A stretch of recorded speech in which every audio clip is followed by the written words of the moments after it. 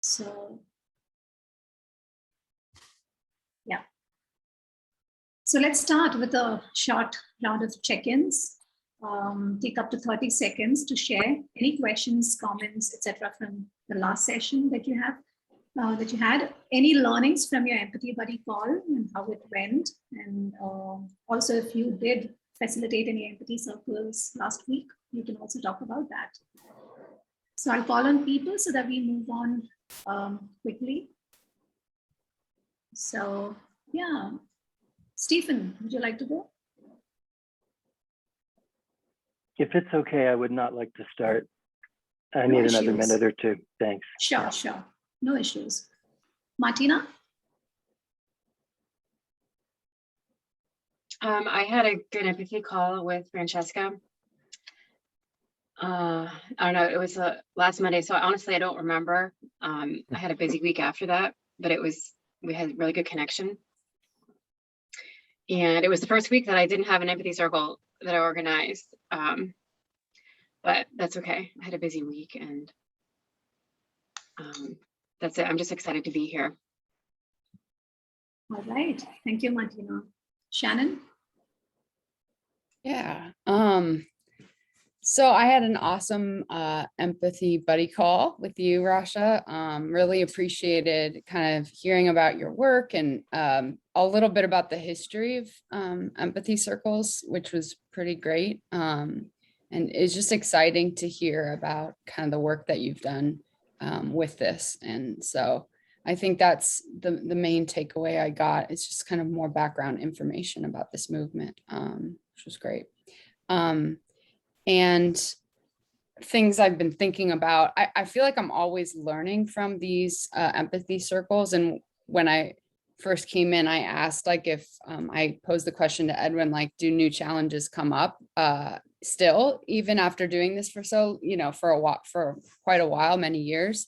And I suspected that new ones do still come up, which is kind of surprising that, wow, this is, there's so much to learn, about oneself and other people and interacting. And so that's sort of been what I've been reflecting on. And lastly, while I haven't done an empathy circle yet, I think I'm still noticing a deeper level of empathy with the people that are close to me, which I know we talked about too, Rasha, but like with a good friend and other conversations. So I think that's it for me. Thank you.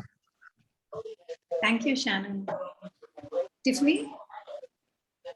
Hey, Rasha. Hey, everyone. So I did not get to do the buddy call this week. I did get to talk with a friend and practice empathy with her. She was going through a breakup. So, it almost felt natural. And so, yeah, that was my practice of it this week, the deep practice. And of course, I continue it with my patients because I work with healthcare. Thank you. Thank you, Tiffany. Jackie? Hello. I didn't actually think about this work this week, to be honest. I was needing some space from busyness. I've had a beautiful week connecting to my home life, connecting to my children, and that's where my energy has wanted to be. Yeah, that's me. Lovely. Thank you, Jackie. Ryan? So I said, oh, I'm sorry. Sorry, I heard red, so it's right. Go for it. No, go for it. My ears. Yeah, I said right. Yeah. Okay, perfect. So I had a meeting with Michelle, and it was a great meeting. We scheduled it for an hour. I think it went for 2 hours and a half. So overall, it was really nice and transparent, and the flow went in, and we went into various areas, which was really nice. I also used some of the, I didn't do an official empathy circle, but with others, but I use the empathy circle techniques at my work with various meetings, and it has been helping, communicate polar opposite ideas to one another. So that's my experience. All right, thank you. Stephen, ready? Sure, I can go. Thanks for giving me a few extra minutes. I've been working with a guide and teacher online for 7 or 8 months, and I never met him in person until this week. I traveled to another state and I did intensive work, many hours of work with him in person, and it was very intense and very helpful, and also very in line with the work that we're doing, but of course with a different focus.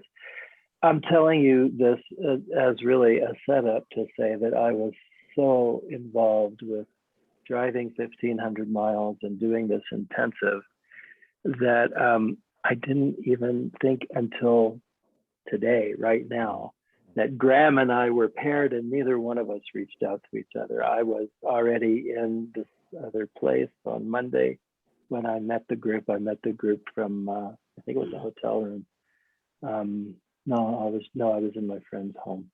Anyway, it was a very discombobulated week, and that doesn't mean that empathy circles and exchanging empathy with people has not been on my mind. It's been very much on my mind. And just one anecdote is I was staying with a very old friend of mine, and I never quite noticed how he and his wife don't listen to each other. I never quite noticed that before. I admire this guy very much and his wife. They got into one of the silliest, stupidest fights I've ever experienced.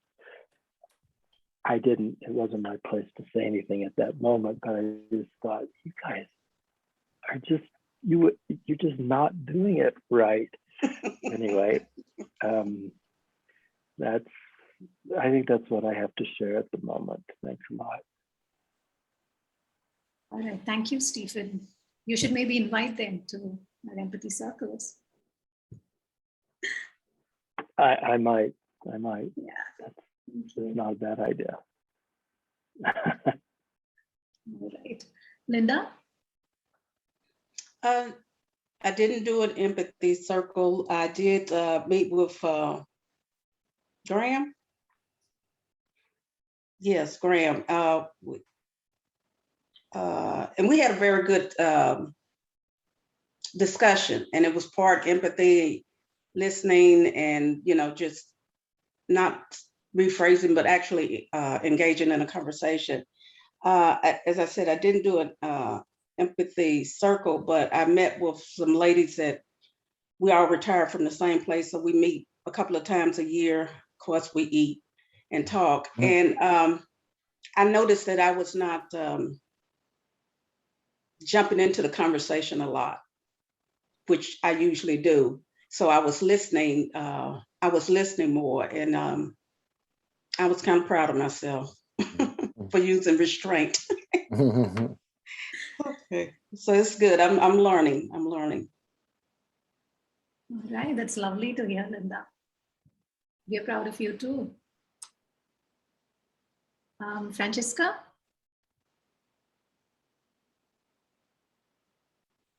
Can I go last, please? Sure, no issues. Yeah, Bill? Well, I didn't have a buddy call this week, but I've been doing some, some of these trainings and cafes. Also working on an empathy game with Sally, and actually, it's kind of coming along. It'll be a long time, but we tried to redefine the concept of winning. Not one person wins, everyone has to win. So anyway, that's me. Wow, that sounds very interesting. Thanks, Bill. Ralph?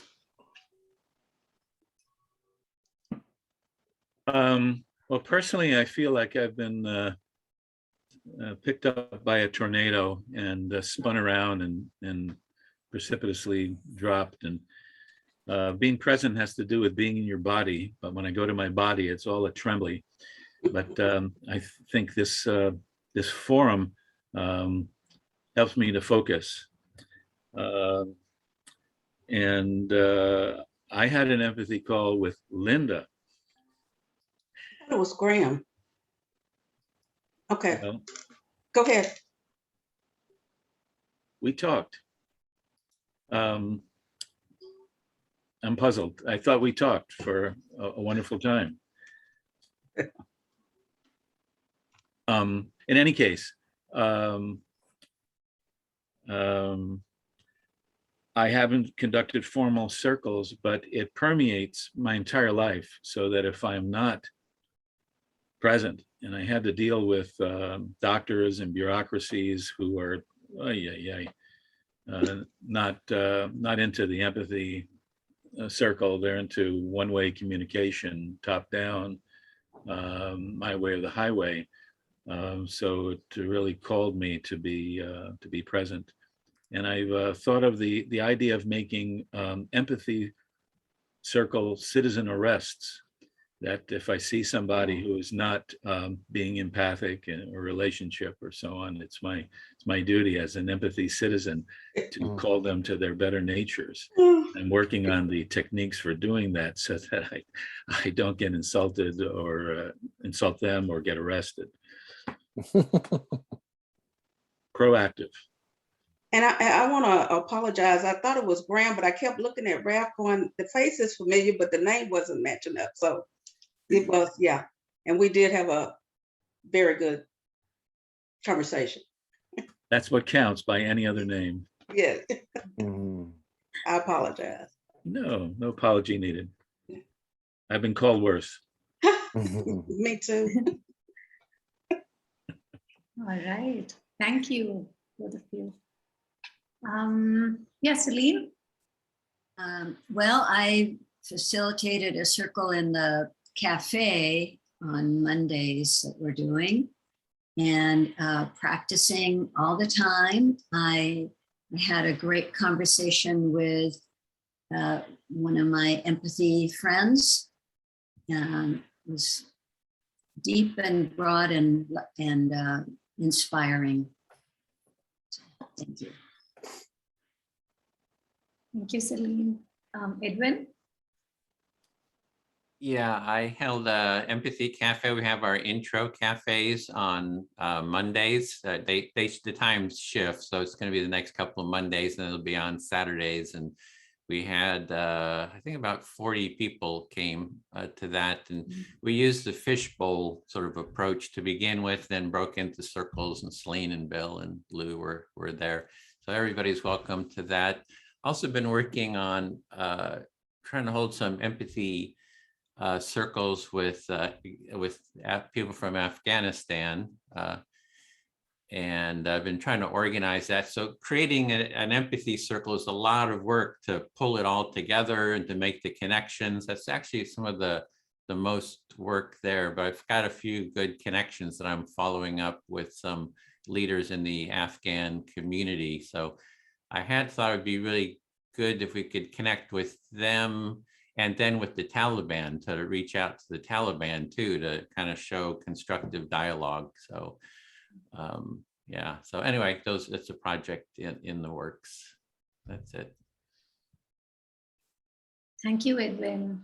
And from me, yeah, I had a rough week, to be honest, in general, like with some ups and downs. And so I'm very happy to be here and just be in the presence of a lot of people. COVID cases, they are really, really high in my state still, in India. And so it's been kind of hard to get out and meet people. So I really appreciate coming here. And I had an amazing buddy call with Shannon. We spoke about a lot of things, empathy, a lot of things empathy in her research work. I was so interested in getting to know all that because I do have PhD plans. So, I hope to be in touch and just connect over discussions around empathy. So that was really wonderful. And I also loved our Wednesday call, like Veseline, Edwin, and Larry. We kind of discussed a lot of new things that we could do around, empathy circles, different projects. So that was also a lot of fun. And I really enjoyed that call as well. And as for empathy circles, I usually do keep empathy circles for the people in my network with a couple of my friends. And so this week I couldn't do it, but hopefully I'll do it next week. So yeah, that's from me. And Francesca? Yes, thank you so much, Rasha, for accommodating me. I was listening while I was preparing, so and there was some noise, so you wouldn't be able to hear me. So I met with Graham on an unscheduled buddy call, and I also met with Martina. And so Graham and I are really working on. We've been experiencing bringing empathy skills within just a conversational experience. Like, I don't know how to say that. So instead of like doing 5 minutes and 5 minutes and 5 minutes, we're just kind of communicating, and we're improvising in terms of where to put the empathic reflecting back. So we're trying to actually bring it into the daily conversational experience, right? And it's been really going well. So and then Martina and I had a really nice call together. And yeah, I don't have any specifics to share about that, only that, I just really felt that our communication is deepening, and we had some really nice, wonderful moments in terms of, vulnerability and sharing, areas that we resonate with in terms of our experiences. So yeah, I didn't do any empathy circles right now. I have a lot going on, and we're looking for a place to move and stuff. So right now, I don't feel like that might be feasible at the moment because of the current stress I'm under. But I'm really glad to be part of this and grow in my ability to develop these skills. Thank you. Thank you, Francesca. Yeah, and with that, I'll pass on the facilitation to Celine. Hello. So I'm going to address the questions that were asked or comments made in the feedback section. And one question was about how to get to a place of relaxing. Let me see if I can find exactly the words here. And being able to come from your heart. And so, yeah, how to handle distractions. And this is why we practice and why we have challenges, so that we can learn how to handle distractions. And so with time and practice and doing it, it becomes a lot easier, and it's just not such a big deal if somebody interrupts or something comes up.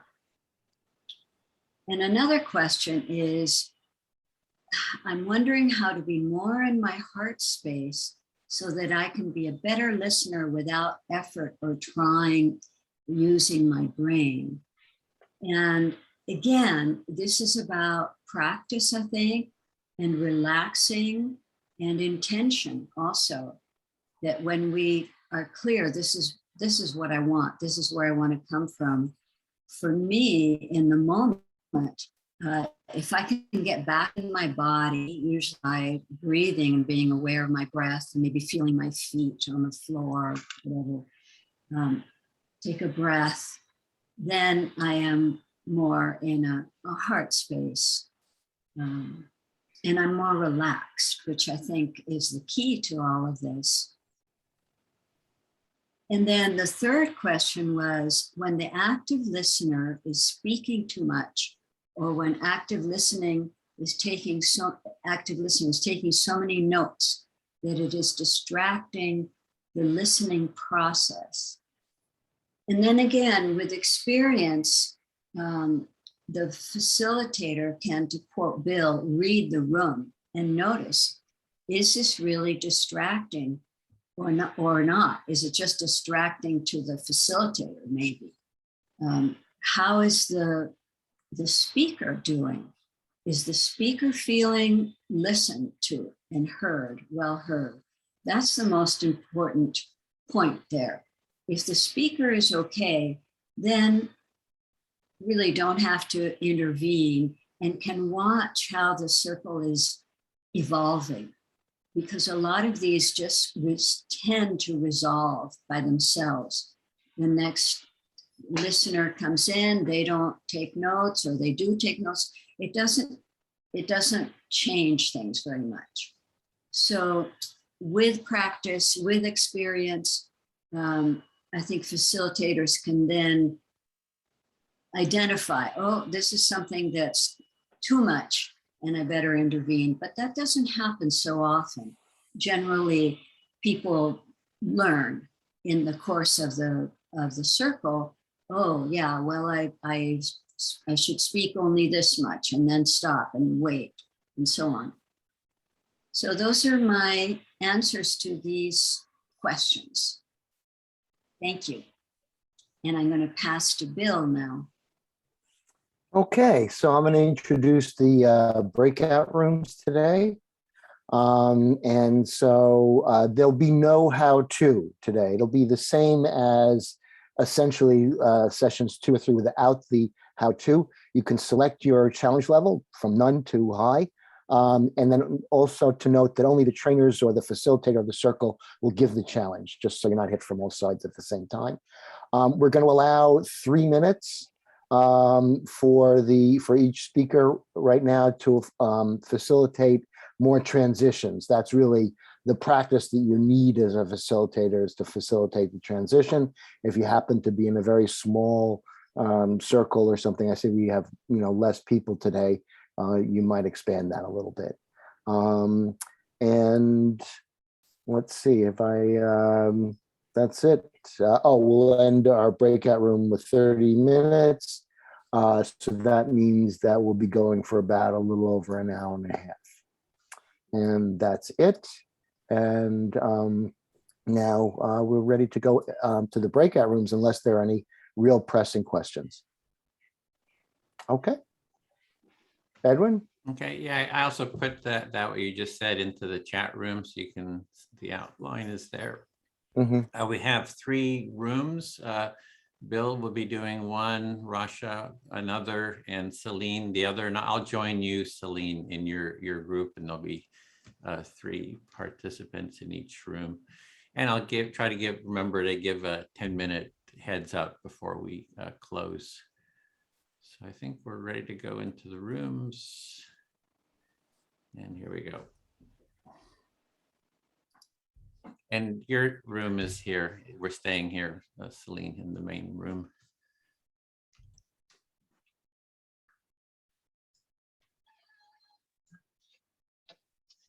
And also, since this is the main room, if someone drops out of their circle, and then comes back, they come back through this room. So that make just a heads up.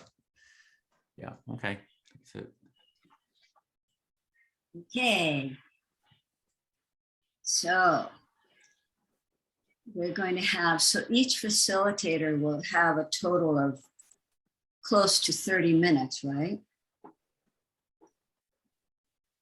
And I'll keep track of the time for your facilitation, but you will keep track of each speaker's time and listeners. And I think it would be nice to have maybe 5 minutes at the end of each facilitation for debriefing. That feels good to you? Yes. Okay. Okay. So, any questions before we get started? All right. Who's ready?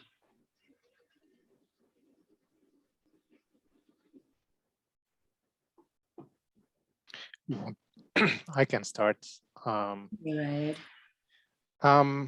So since we're not doing the intro, I just select a speaker and the listener. Is that the idea? And we'll go from there. Yeah. And now, yes, Selene, you were saying. Thank you, Edwin. Okay, Edwin, I would like it to be high if possible. Go for it. With that being said, welcome guys. I know we're not doing intros, but just remember this is a safe space, and today's topic is whatever comes to your mind.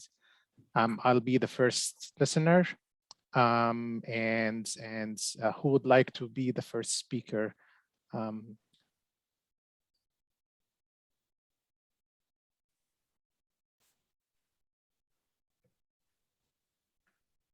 I'll do it. I'll speak. Perfect. Edwin, once your 3 minutes are up, I'm gonna raise up the thank you card, cupcake card that my daughter gave me, and we'll try to go back and forth. Remember just to pause during the conversations. Mm-hmm. Okay. Yeah. So it was interesting that we had in our discussions we had talked about maybe we wouldn't even have high be a level for because people don't realize what a high level of challenges are. So I'll pause there.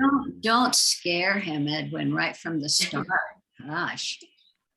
So Edwin, what I'm hearing is you guys have debated if we even need to have high levels or not. Yeah, I don't know if you saw the video of me facilitating an empathy circle at a demonstration where there was a whole crowd screaming and yelling and total mayhem. That's sort of what a high level is, because it's like total chaos. People are at you, everything blows up. So it's yeah, you don't know what you're asking for. So you're saying that I don't know what I'm asking for. Usually high means screaming and total chaos and all that, like extreme chaos. Yeah, and it exactly. And it's people, kind of name calling each other, and especially you get that in like family conflicts, I've had family conflicts, my own family, where someone is so angry, they just stop doing the empathy circle process. And it's just like the whole thing is just going to, totally blow up. And they say, this is stupid and I'm not going to do this anymore. And you and everything you're doing is totally stupid. And it's like everything just, yeah. So anyway, it's around sort of real conflicts where you get sort of the worst, challenges. Yeah. So you're saying usually this happens like when high and chaos is people start calling names to each other, and usually that happens a lot, especially and there's experience with family conflicts. People get so angry and you have to stop the circle and it becomes really chaotic. Yeah, and I just remember this one time was one family member, was just stopping the process, and they were mad about who I had selected. I had selected one other family member to be the listener, and I said, "Why are you selecting that family member? I'm the one that's in pain. You should be speaking to me." And then I said, everybody's in pain. So, but then they wouldn't, follow the rules. And I said, okay, I'm leaving. I'm going to leave because if we don't follow these. You were going to leave, Edwin? I was going to leave. I was like totally going to leave. Yeah. Wow, that's amazing. Isn't it? Yeah, that Edwin would be willing to leave. Yeah. Okay. So Celine, can we wait for your time to provide your inputs on Edwin or whatever you want to talk about? Edwin, what I heard you say is in the family setup that you were facilitating with the circle, people were stopping the process overall, and everybody was in pain, and they weren't following the rules, and you were like you sometimes said, okay, this is enough and I want to quit. Yeah, if so we don't follow the rules, I'm quitting, I'm leaving. Yeah. do you feel heard? Yeah, I just want to be clear that if you don't follow the rules, then I'm leaving. And that's There's a condition. Perfect. Yeah. Thank you, Edwin. Okay. Your time is up. Okay. So I'm now gonna be the speaker, and I'm gonna select a listener. Celine, would you be okay to be my listener? Who? Yourself. Me. Okay, Yes. sure. Happy to be your listener. Perfect. So today, you know, I want to talk about this week. This week hasn't been the best week for me. My kids of age 5 and 6 both got COVID from school, and it's been really, really hectic at the house and keeping their fever under control. So this has been a hard week for you. You have a 5-year-old and a 6-year-old child who are home sick. They got COVID. They're home from school, and it's been hard to try to keep their fevers down. That's correct. So the good news is the rest of the household is all vaccinated, so we didn't catch it. But you know, it's really hardening to see kids, you know, be in pain and suffer and really, really in, you know, out of it. So the rest of the household has been vaccinated and nobody has gotten sick, but it's very difficult to see your children suffering, having fevers and being in pain. Yeah. And on top of that, work has been one of those, you know, like how some people in the main room were talking about how there, you know, some managers or some people were like, it's my way or the highway, it's a one-way communication. And it has been extremely hardening overall, you know, to even have amidst points, you know, to resolve some of those polarized conflicts. Yeah, and work has had some challenges too, when you see that people are not relating to each other in a way to collaborate, and instead it's my way or the highway, and there's no middle ground that people go to. That's correct. And then that made me think like why people are always polarized, like in polar opposites. Like, what do they gain by doing that? And it's a thing that's, is it ego? Or it's a question. Is it ego? Is it the lack of things in their life and they want to reflect it out? And that's some of the questions, you know, that rose up this week. Is it power? So you wonder why people are polarized, why they don't want to maybe collaborate or compromise. Is it a power issue? Is it something that they don't understand about themselves or about dynamics? Are they wanting to be in control all the time? Are they afraid of something? You're wondering these things. That's correct. I feel fully heard. Celine, would you please select your next listener, if you don't mind? Sure. Let's see, what do I want to talk about?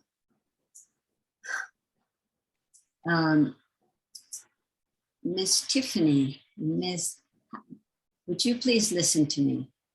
Absolutely. Be my pleasure. Thank you. So I love empathic listening. I love the empathy circles. And I would really love to be sharing this with my family, which is, I have 2 sons. And I'll pause there. Celine, you shared with me that you have 2 sons and you would love to, you like being part of the Empathy Circle and you'd like to take it to your family. And yes, and my younger son has actually helped me have small empathy circles and participated. And he's, you know, he's pretty smart. He's got a good memory. But I think that in addition to listening, he's probably also looking at his phone over there, but at least he does it. Your youngest son, he participates and he is a good listener, but sometimes his attention is on his phone, but at least he's there. Yes. My older son won't have anything to do with doing empathy circles or anything else. And we are in a state of big disconnect that is very painful for me. Your oldest son will have nothing to do with the Empathy Circle, and there's a disconnection between you two, and it really hurts you. Yes. So I feel a little bit helpless, and I just tell myself that I have to deal with the reality of what is. And when I do have some conversation with my older son, I do practice empathic listening. I'm very careful what I say because it's easy for me to say things that make him angry. With your older son, it's you have to be very careful with what you say. You feel as though you have to be. It's very easy to make him angry. And you don't like things this way, but it's the way that it is. Yeah. But when I last was visiting, I had an opportunity with my younger son I just reflected back. He was telling me what I had done that was hurting his feelings. I had criticized a machine in his house that I thought made a lot of noise and so on. And he just opened up, he melted when I just reflected what I had heard him say. Mm-hmm. The last time when you spoke with your oldest son, he really communicated with you, was very vulnerable in telling you, hey, you had criticized something in his house. And, you know, you took that opportunity to be empathic and listen to him. Yeah, well, that was my younger son, actually, with whom I've been getting along better. And then he spoke more because he felt heard. And then I acknowledged one of my defects of character, my kind of automatic negative judgment about something. And it was a huge moment for both of us. His heart opened up. With your younger son, it was a huge moment for the both of you because he was vulnerable and he let you know how he felt, but you also listened and repeated what he said back to him. Yeah, so this is so important. We've had a very turbulent relationship for many years. I know I just need to say this stuff. And in fact, I put him in a program for kids for a year and a half when he was only 15, because I was afraid he was going to die if I didn't. He thinks that what I did was a bad thing. Okay, so for 18 months, when he was a teenager, he entered into a program and you did it thinking it was for his benefit, but he saw it as a bad thing. Or you were afraid that something was going to happen to him, but he saw it as a bad thing. Yes, he was planning to be a street musician on this in Portland, Oregon in December. It was the coldest winter in 10 years. And he wasn't a very good musician. I thought, this isn't going to work out. He wanted to be a street musician during a time that it was very cold. And he just thought it wasn't going to work out. In addition to that, you didn't think that he was a very good musician. So, Celine, do you feel heard out?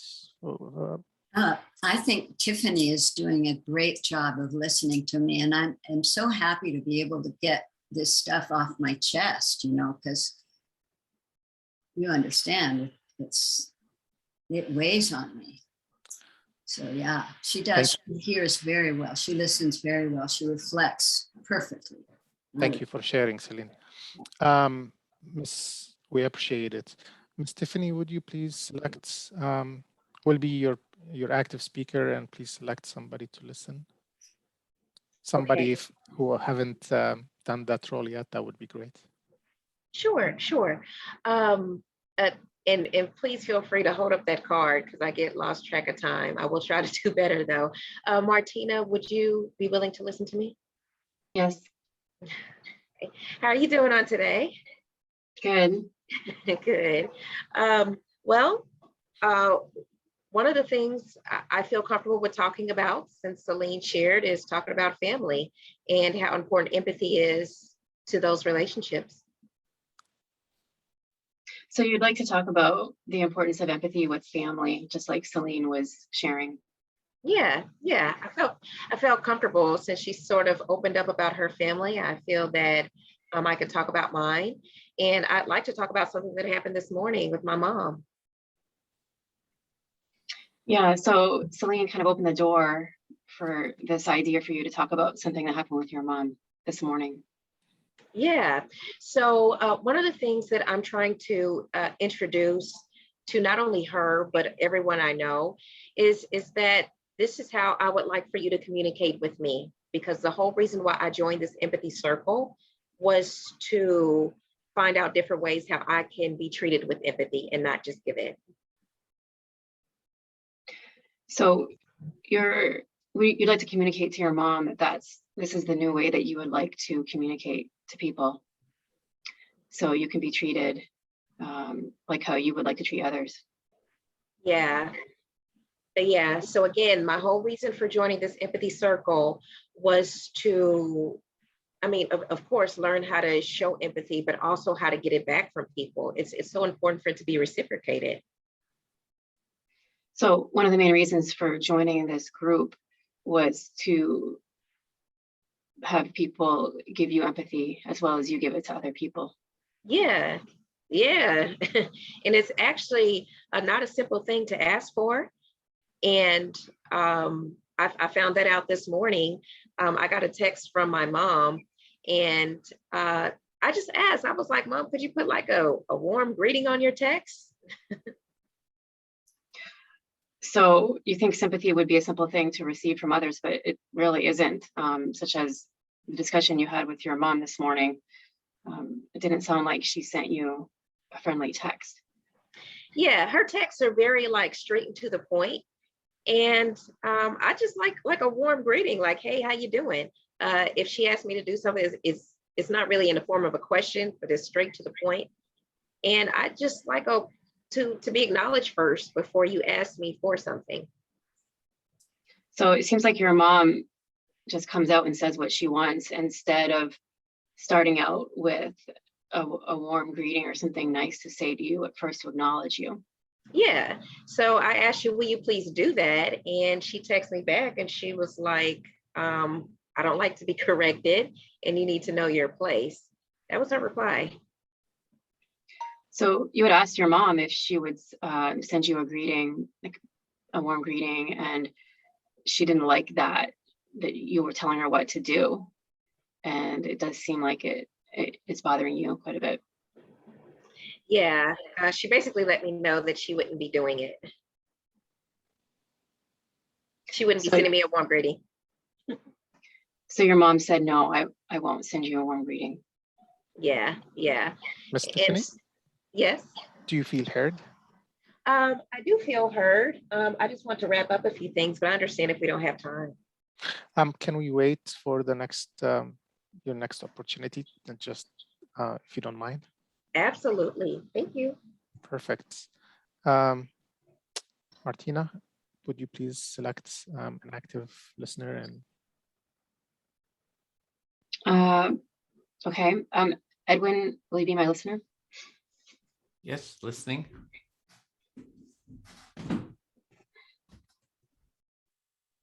I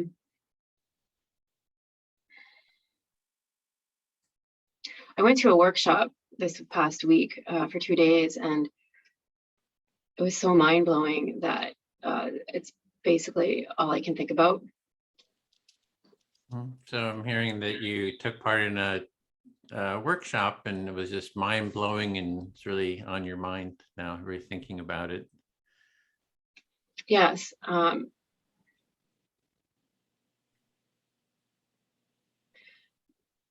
it's about finding your joy as the path to happiness and peace. And it's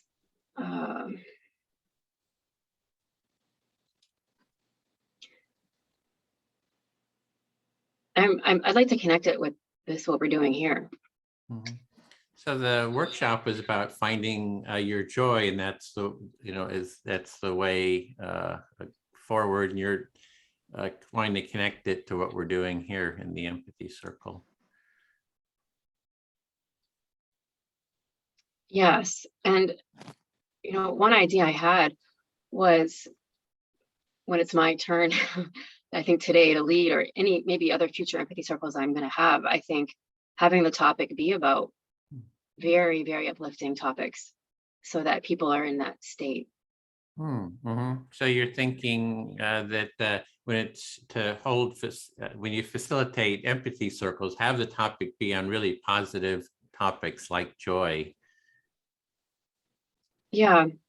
And, I think the old me or the critical side might say, oh, well, you're just bypassing, you're in denial of what's the problems in front of you. But it's actually not. It is the direct path to enlightenment and in connection with our true self when you're connecting to what you're really excited about. So before you would be sort of critical about topics, and you're seeing that there's another way of focusing on a positive topic like joy, and then part of yourself says, hey, you're just bypassing the problems. You're sort of doing some kind of spiritual bypass or something. You're saying, no, this is really the way to enlightenment, to focus on the positive feelings. Exactly. Yeah. I mean, I just, like, for instance, having a meal with family or friends and just talking about how amazing the food is and how uplifting that is, just feels, for me, feels very positive. So one idea is to have like when you're at dinner and just talk about how good the food tastes, and just even doing that would be you just see as a really uplifting experience to talk, for the family to share positive experiences. Yes, thank you so much. I feel fully heard. Okay. Thank you, Martina. Edwin, would you So be wait a possible? minute, Riot, it's coming to, I think there's time for one more turn and then we'll close this circle, okay? Sounds good. Edwin, would you please select an active listener? Okay, Celine. Okay, sure. thank you. Yeah, I really appreciate what Martina is saying about focusing on positive topics and talking about them also in the empathy circle. So I think that's a really good idea. So you like what Martina said about focusing on the positive topic and see how that's enjoyable in empathy circles as well. Yeah, what I suggest, like if you're doing a family empathy circle, you don't start with, hey, what's our biggest problem in the family? It's like, start with, hey, what's something that's really, positive that's happened in your life, recently in the last week, and so you start with having a positive experience with the empathy circle that you're sharing, positive stories, positive experiences, and you connect that with the empathy circle, and you're learning sort of the practice within that positive context. So then you've got the tools for if problems arise, you're kind of ready for those problems. Yeah, so you see, maybe especially in families, that it's a good idea to start with a positive topic instead of diving into the biggest problems, because then you learn the flow of the circle, and you're, it's enjoyable because it's positive. But the thing is, Edwin, that when you do that, then it's like you're avoiding the elephant in the room sometimes, Yeah, I know what you mean. It's like you start avoiding the elephant, and then if you're avoiding the elephant kind of takes over. So maybe you just really, I totally agree with that. So you got to consider, which way you want to go. And Celine? Yeah, maybe it's better to talk about the elephants and the pains. Maybe you're right. Excuse me, guys. I love how the going back and forth. Just a reminder, Celine, we're trying our best to be active, reflecting back to Edwin what he's talking about without introducing any of your own judgment or opinions, if you don't mind. Okay. Well, I thought I had pretty good ideas, but I mean, it is. Next is gonna be your turn, so you're gonna have plenty of time to go forward. Sorry, Edwin. Okay. Please yeah, I kind of agree. It's like, I want to be heard, Celine. You're like just talking about your own stuff. I'm really getting quite irritated with you. You're not a good listener. What? I was supporting what you said. I was encouraging. Excuse me. Celine, Celine, don't worry about it. Just reflect back to what he's saying. Say you heard that it is. Don't worry. You're gonna get your turn. You can express you whatever don't like you want. what I said. You didn't like what I did. I don't know. I think you thought I interrupted you, something like that. Yeah, you did. It's like I feel really bad. I just don't feel really heard. Didn't feel really heard there. It's kind of painful. And you're always like that. You always do that. You feel bad. It's painful. And you're accusing me of always doing that. Yeah, as long as I've known you, you've always interrupted. You've always, you don't really listen to me. And it's just very frustrating. Well, I can't believe you're saying this. I've listened Celine, to a lot. It's okay. He's just putting words to his thoughts. Just replicate what he's saying. You're gonna have plenty of time to answer. No, it's not easy to say that he's saying that. I know, always but remember the rules of the circle is simply just reflect back. He's being mean to me. He's saying that I always interrupt and I never listen, and he feels bad. He said, I understand, Celine.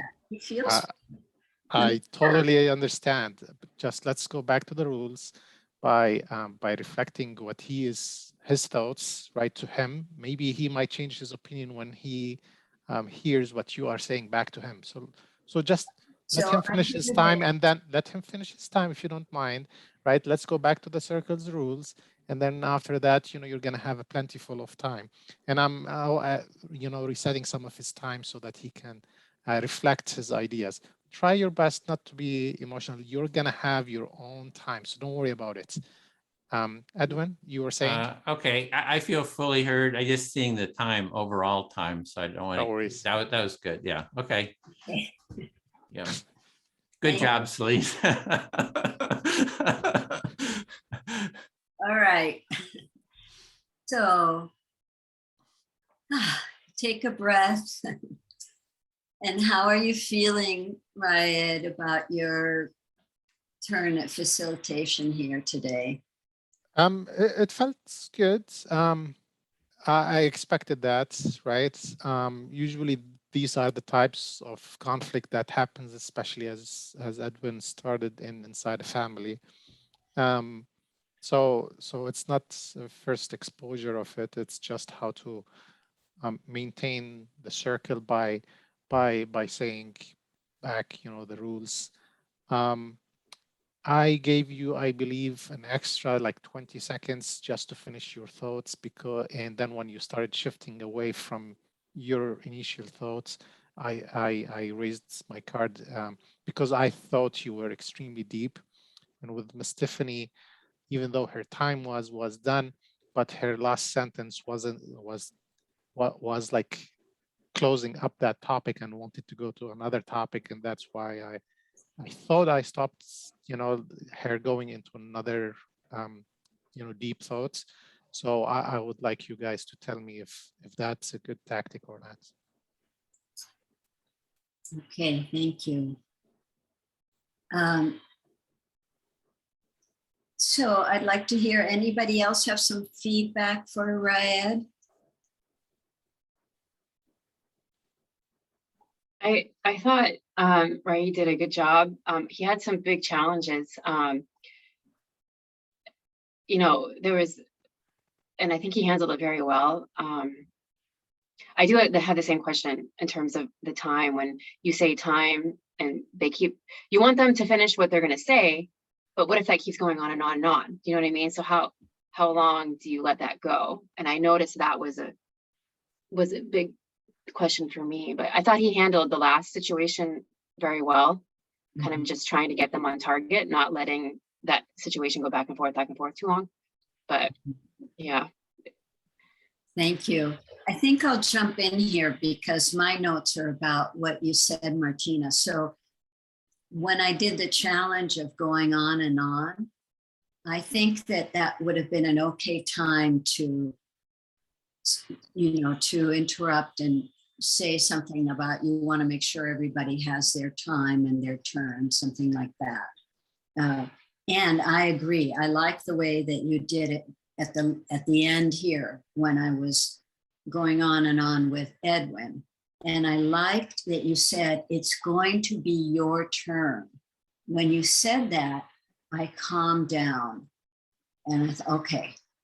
So I think it's really helpful to say something to the person who is breaking the rules or whatever, some empathy. Acknowledge, oh, I hear that you want to share this and you will get your chance or something like that. Thank you for the feedback.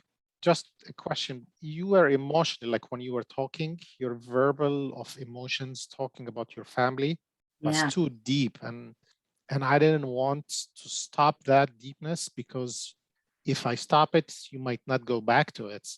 And that's why I let it go even. And if you noticed, I didn't I didn't pull my card, like as if I made you feel like you're still within that 3 minutes. Yeah, well, that's a good point. I appreciate your sensitivity. And but I think there's a balance also between holding the structure for everybody. And I don't know, Edwin, do you want to chime in here? I think it can happen that people take off on the train because of something that's very meaningful for them. And maybe you could say something like that, like, this seems really important to you and I hope that you will come back to it on your next turn, something like that. What do you think, Edwin? Yeah, I do try to keep the times, out of fairness, because everybody here is very sensitive and sort of caring. So it's not such a big deal that the times are fairly equal. But if there's any sort of conflict, like if it was a family conflict, and then the facilitator is giving more time to one person, people sense that and they say, how come they get more time? And then that can kind of blow up. So there's that aspect, but I'll kind of listen. I know there's somebody's in the middle of a sentence. I feel a little timid, sort of raising this, but I will raise it, and then just so that to keep a sense of fairness. So there's a little bit of wiggle room in there too. Yeah. Perfect. Thank you. Thank you. Tiffany, did you have any feedback? Yeah, I thought it was done really well, and he kept us cool the whole time. Ryan, if you tell me that you'll give me a couple of seconds at the end, then I'm still waiting for my couple of seconds at the end. Got to give it to me. I was looking forward to it. I know, I apologize. Okay, great. How about you, Edwin? Any last words? The only thing I was thinking was to be careful about engaging in a dialogue with the person. You can always reflect back something like, Celine, I hear you have a lot to say. You're feeling strongly. So you give a little bit of an empathic reflection, and then the person feels sort of like they're heard. So that'll usually, relax them a little bit. And then, as Celine said, you'll get your chance to speak when it's your turn. But, for fairness, we want to just stick to the times and the process or something like that, without getting into sort of too much of a dialogue, because once you open up a dialogue, the dialogue can totally take over, and it becomes a dialogue between the two of you. You want to stay within the process. But yeah, those are just some little tips.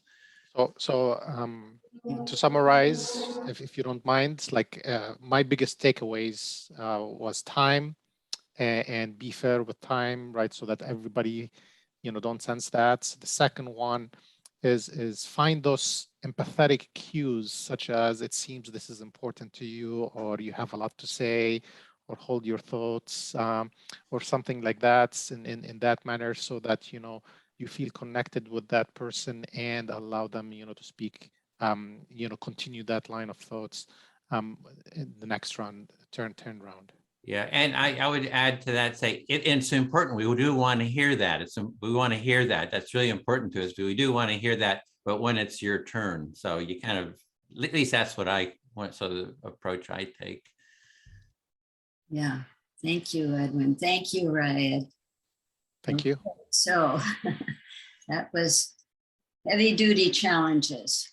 Who would like to facilitate next? And you don't have to pick really hard challenges. I can go next, unless Okay. you want to go, Tiffany. It doesn't matter for me. No, I think we both have a turn, so no problem. Okay. I'll take any medium or medium hard, whatever. Any challenge is good. Okay. And I'd just like to welcome everybody here. I'm so glad that we all could be together in this empathy circle. And just to remind you that this is a safe place, and we're going to have 3 minutes each. And the topic is what brings you joy. And I'll be the first listener. And who would like to be the first speaker? Right? No, Miss Tiffany. Oh, Tiffany. I saw both your hands go up at the same time. Sure, I'll speak first. Okay, thank you. I'll keep track of time. I'm ready when you are. Okay. Well, I'm really nervous about my turn that's going to be next to lead the circle, because I mentioned last week that it was kind of stressful. It took me back to the days when I was a teacher, and I had moments where my class was unruly. So you'd like to talk about, you're glad that I'm going because you have a little bit of anxiety about your turn, because you remember when you were a teacher and the kids went out of control, kind of like what happened, right? Yeah, well, I had moments where they were out of control, and the group that I was part of last week on last Saturday, we had moments where it was very out of control. Riot was there. It was very stressful. So in last week's call, there were moments where people were out of control and it was very stressful. Yeah, so for the first time last week, I was like, I don't really enjoy the empathy circle. I was expecting everyone to act like adults. and take turns and be nice. Yeah. So it sounds like last week people were, you kind of changed your opinion of the empathy circle. It seemed like it was out of control and they were acting very childish. Yeah, well, I think to be better, and maybe I didn't say it right. I just think, you know, the weeks where we focus on having challenges have been challenging, but I enjoy Empathy Circle as a whole. So doing the challenges has been challenging to you, but overall you have been enjoying the empathy circles. Yeah, yeah. And I also realized that since we're doing challenges, it's probably not the best week to talk about things that are really troubling us, because we'll have these expected interruptions. So you're thinking that this might not be the best opportunity to talk about things that are troubling us if there's going to be interruptions. Yeah, because the interruptions are intentional, they're scheduled, they're purposed. And so maybe we should just talk about light things. But I know in a real empathy circle, you have no control of that. You don't know who's going to talk about what or what challenges will be presented. Yeah, so you're thinking because we have all these planned challenges, we should just talk about light things. But yet at the same time, in a real life empathy circle that we could lead, that this kind of stuff could happen. Yeah, that's pretty much how I feel. And so I'm pretty nervous, but I'm also excited at the same time. And I'm interested in seeing, because Celine, when she makes it difficult, she really goes in. And it's hard to forget she's playing a role. So that's your time, but I'll just rephrase what you said. So you're a little nervous for your turn because when Celine does it, she really gets involved in it, and so you're anxious to see what's going to happen. Yeah, I think you're feeling me, Martina. I feel heard. Thanks. Great. Well, Great. I get a chance to defend myself now. Just a minute to Celine, you'll get a chance. Thanks for voicing that you have something to say, but when it's your turn to be the active speaker, you'll get a chance to speak. Okay. Well, Next, Tiffany. Thank you. Tiffany, it's your turn to pick your active listener. Okay. Oh, I'm sorry. Yeah. Oh, I'm sorry. I always get that messed up when I start. So I will be the speaker and I'll pick a listener. Okay, cool. Okay. Celine, would you please be my listener? Sure, happy to. So the topic that I chose is what brings you joy. The topic that you picked is what brings you joy. Yes. And what I've noticed that brings me joy the most, there's so many things, but one of them is watching people smile, like especially when they have like a slight smile. Just random strangers. So one of the things that brings you joy is watching people smile, even a slight smile, and you like to watch strangers who are smiling. Yes. But the biggest thing for me that brings me joy is nature, and watching the sun shine through the leaves, the bright green lighting up the forest. It's just incredible to me. It's like, I can't explain it, how beautiful it is. And a big thing that brings you joy is nature. Like, for example, seeing the sun coming through the leaves of a tree and walking in the forest just really fills you with joy. Yes, I mean, just hearing you repeat it to me, I feel very, very deeply invested in that. And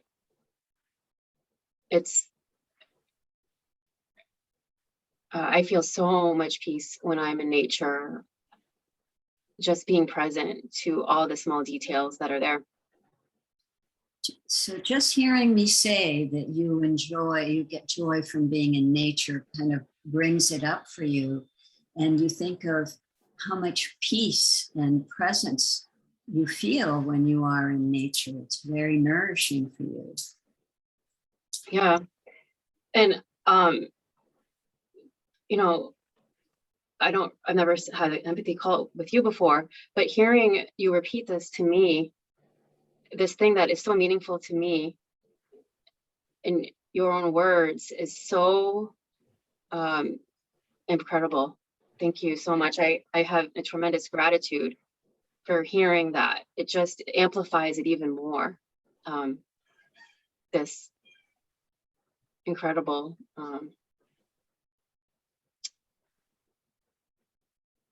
awe that I have in that experience. So hearing your words and your sentiments reflected back brings that feeling to you of great joy, and you feel grateful that you can have that you can have that experience of joy from nature. Yes. It's basically hearing your words when you are saying it back to me in your own voice. It's something, it's amazing. But thank you. I feel fully heard. That's my time. Yes, you added that they're my words and my voice that has elicited this lovely feeling. Yes. Thank you. Raed, would you be my listener, please? Yes, I can. So for me, one of the big things that brings me joy also is nature. So I'm hearing you also love nature. And earlier in the summer where I live, it was very, very hot, but there weren't fires yet. And so I made myself a place to sleep outside in our backyard. So where you live, it was this summer, it was really hot. Where you live, there were no fires. So what you did is you made a nice place outside to sleep. Yes, and when I would wake up in the morning, I could see the day come. I could watch as the little clouds changed from pink to white. And I watched the birds come, and they would come and check me out. It's like, what's this? Young birds. And so by the time I was getting up, I was happy. I was in joy because I'd been able to watch the day open up. So when you wake up, you can see the day come and the beauty of nature in the form of clouds, birds, and the colors around you, and that overall experience made you happy and joyful. Yes. And now the days are getting shorter, and I'm noticing that.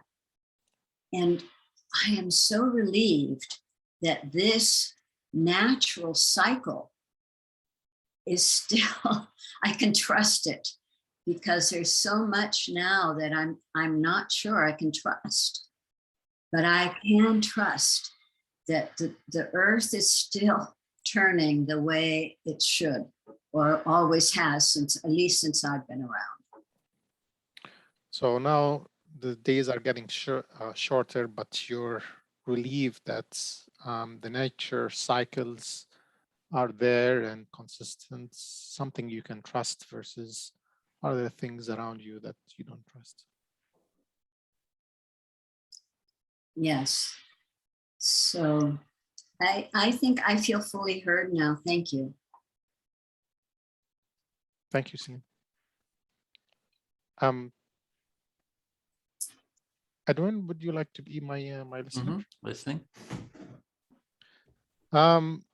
Joy. What brings me joy? Almost everything brings me joy. if it is happiness or sadness, it still brings me joy.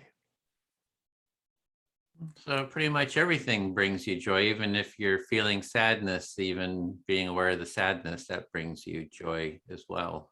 You're a very joyful person. I'm not a joyful person, but things, moments, like I can find moments in almost every scenario that is joyful. You find some joy in sort of every moment. Like I'll give an example. Like I talked about my kids having COVID and them suffering, but there's no joy in that whatsoever.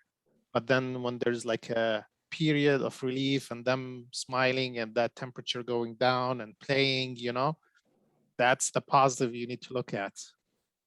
So there's no joy in your kids suffering and being in pain from COVID, but as they get better, there's a joy in that improvement in their smiles and their temperature going down. That's totally true. And I can connect to both Martina and Celine when they talk about nature. Like for me, I had 1 year challenge to lose weight, and the way I selected how to address that was I picked up a mountain that I would hike before sundown, and the goal was to reach the top literally moments before sundown.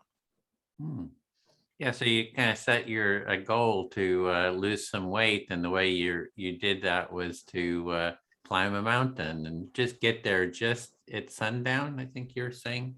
That's correct. And then when you see the sun just simply dip, I can relate to Celine's morning colors that she expressed. The colors when the sun goes down in Arizona, sometimes you can see green, something that you don't see every day when the sun just simply goes down, and other beautiful colors with oranges and reds and shades of yellow. So you're really relating with what Celine was saying about at the dawn, sort of that, and the colors of the sky, because you have that same experience with all these different colors in Arizona, the greens, etc., that are in the sky. And the green is unusual because it's Arizona. Mostly they have, you know, it's rock.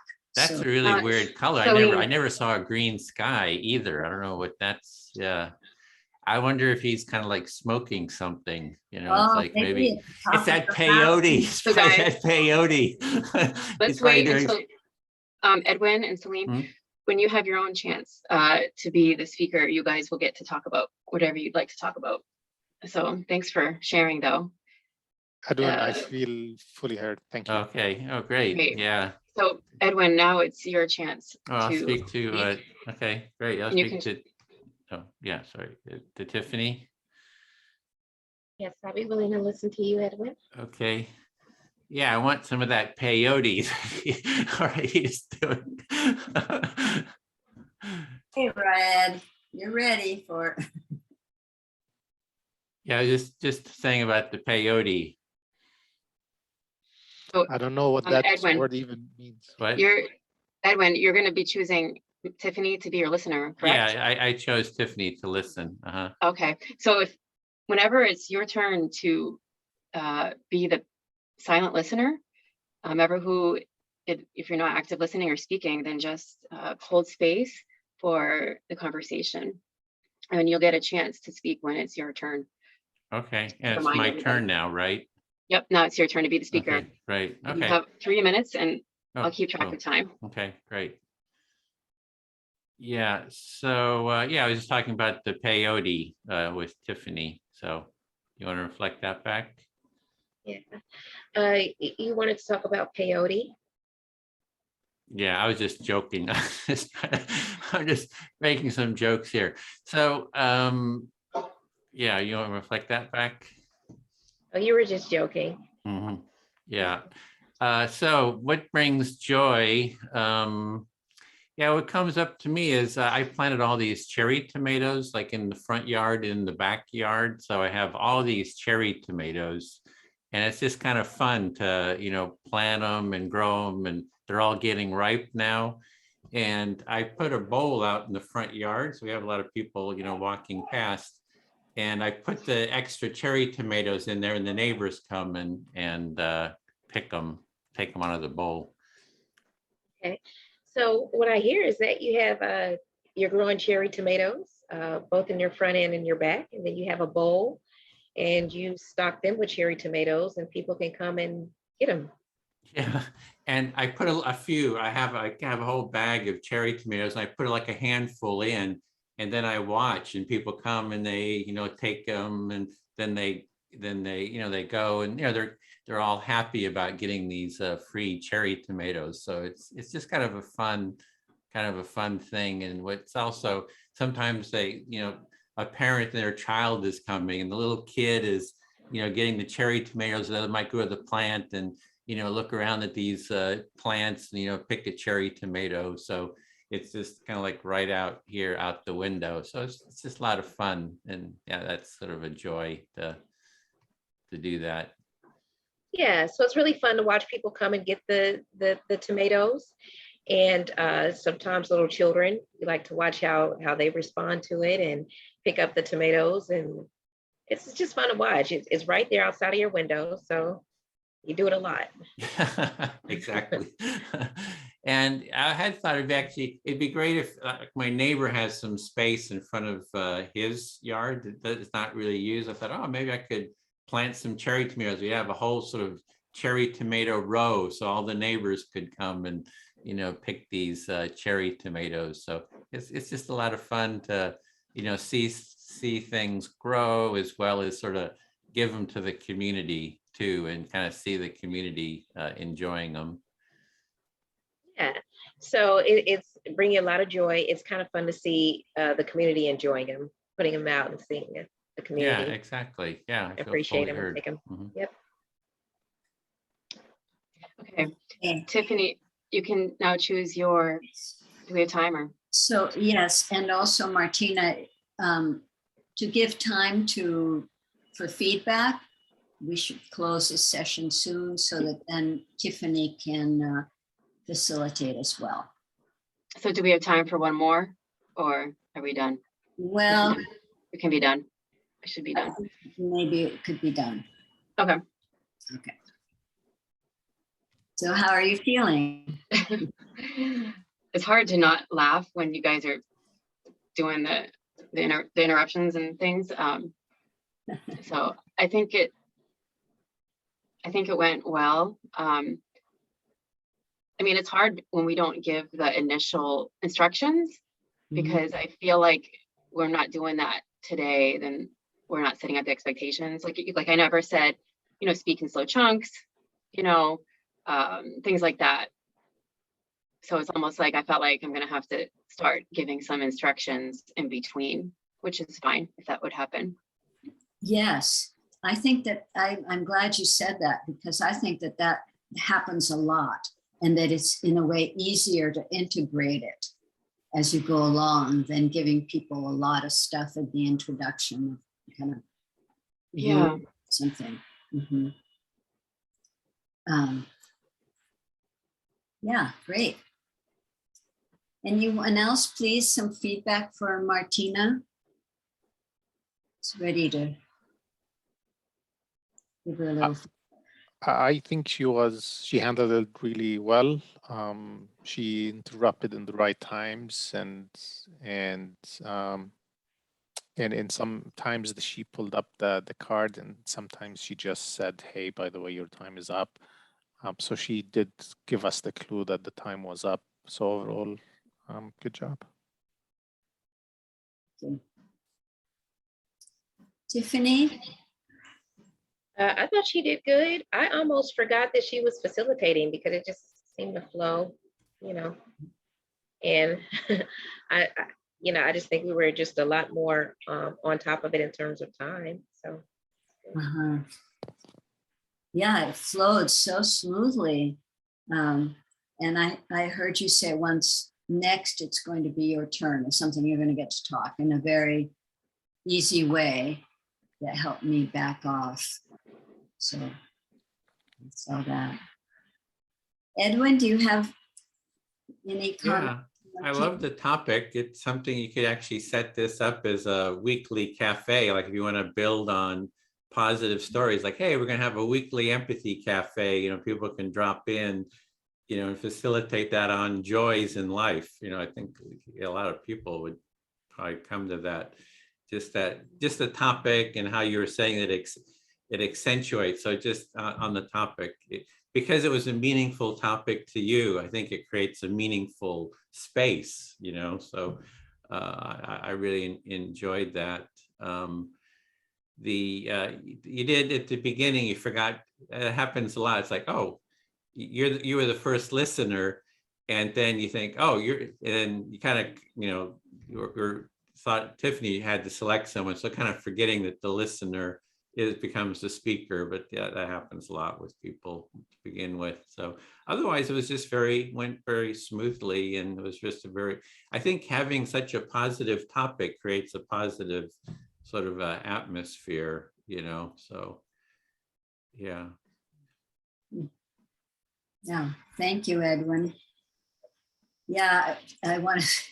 Tiffany, the look on your face when Edwin started with that he wanted to talk about peyote was precious. It was like, oh, not quite. What is that? Just for a moment there, it's like, oh no. Peyote, the drug that out of the cactus, it's a hallucinogenic drug. Peyote comes from the desert. So I live in Arizona and I don't know about that one. So this is like amazing. That's for the next Empathy Circle. Okay, so your turn, Tiffany. And you can choose if you want any challenges, disturbances or not. You know what, Celine? I think that I have a difficult time pushing back. So I'm going to ask for it to be medium so I can get more practice in it. My other challenge is going to be, I'm going to keep my own time. So see how that goes. Do you want backup for that? Sure. I'm going to give a verbal cue when your time is wrapping up. So I'm just letting everybody know what my cue is before we get started. So challenge is medium, and if I could select a speaker or ask someone who would like to volunteer first. Martina, if you'll speak, I will listen. We're starting. Do we have a topic or? No, you can talk about what you like. Thanks. Okay. I really like Edwin's tomato thing. I think that's really neat. It kind of reminds me of like a bird feeder, like putting out the bird food and just watching all the birds, you know, instead of birds, it's people and you're just watching their behavior. So you're reflecting on what Edwin said, and you also thought about bird watching, putting seeds out and, you know, having the birds come, but instead it's with people, but it reminds you of bird watching. Yeah, it's almost like you're spying on people in a way. And because I like doing that. I like people watching and just having the tomatoes out there just seems very humorous to me. It'd be funny, like entertaining. Yeah, it's sort of like spying on people to you. You think it's entertaining and even humorous to watch people. Yeah. So I'm just trying to think how I could do something like that. I mean, I think I have my bird feeder and that's probably good enough, but maybe like even going to a crowded place. Like I live in the country, but you know, like the grocery store and doing something like that where you just watch, you put something on the ground and just watch people, how they respond to it. I think that might be kind of entertaining. You're thinking about possibly try and get it yourself with people, maybe putting something out there and watching how people respond to it, putting something on the ground, watching how people respond to it. Yeah. When I was little, my sister and I were at the beach, and we used to make balls of sand, like wet sand, and put them on the boardwalk and laugh when everybody stepped on them. When you were younger, you and your sister would take balls of sand, wet sand, and put them on the boardwalk and watch people step on them. Yeah. And so, yeah.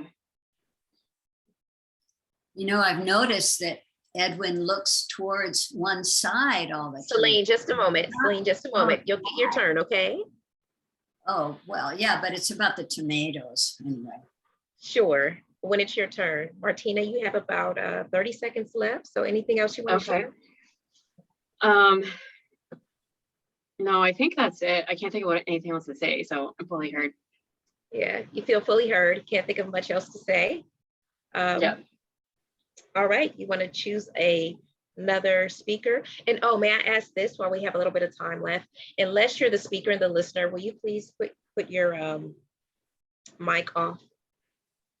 Unless you're the speaker or listener. And we will obviously determine that after Martina chooses. So am I the new? I think you choose. Okay, so you're going to be the next speaker. So you choose your listener. Oh, okay. So I'm the speaker. So the listener will be Ryan. It's been a minute. Sounds good. All right. So, well, I think so far the circle is going pretty good. So I'd like to talk about the challenge of facilitating. And I think one of the first challenges obviously been time. So thus far the circle has been good. And you want to speak about the challenge of facilitating time? Yeah, because I find myself paying more attention to the time, and I really like to listen to what people have to say. So with facilitating time, you instead of paying attention to the people and what they're talking about, you pay attention to time. Yeah, I do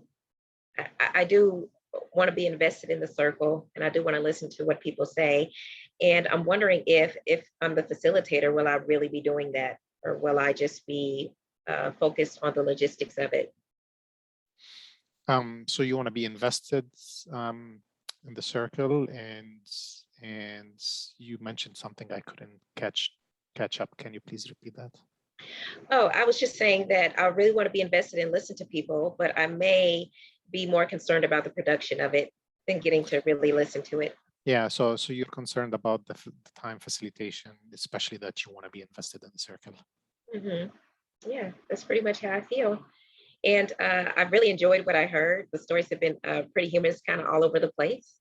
And I was just wondering, should I pick a topic or should I just let everyone choose? So you enjoyed, how the flow of the circle has been going, and you were wondering if you would select a topic or would let everybody choose their own topics. Mm-hmm. Yeah, wondering what would be more interesting, what people would enjoy more. Wondering what people might choose and enjoy more to talk about. Mm-hmm. Yeah, well, more so, did you want a topic? Would you enjoy it more if I gave you a topic or if you got to choose your own?